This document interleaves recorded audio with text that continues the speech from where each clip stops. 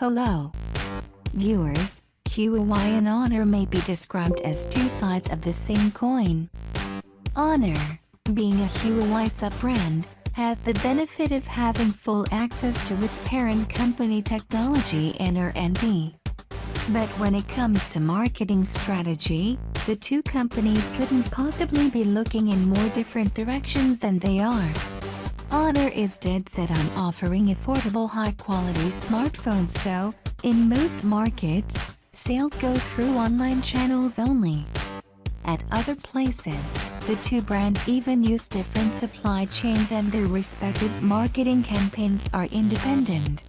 And that's why we find ourselves in the odd position of reviewing the Honor 10, a device which is substantially cheaper than the Huawei P20, and yet, it's surprisingly identical to the flagship device in so many ways.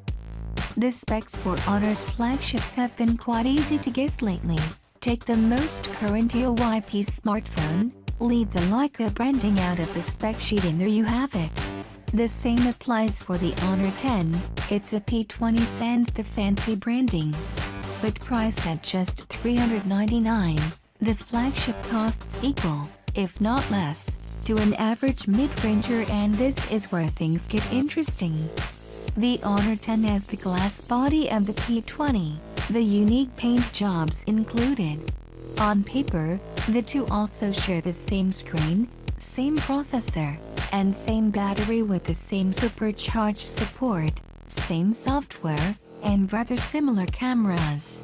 And yet, the 10 is impressively cheaper. Once intended for markets outside of Huawei's reach, now both brands are broadening their reach independently, so it appears the old strategy was abandoned. And that's a good thing.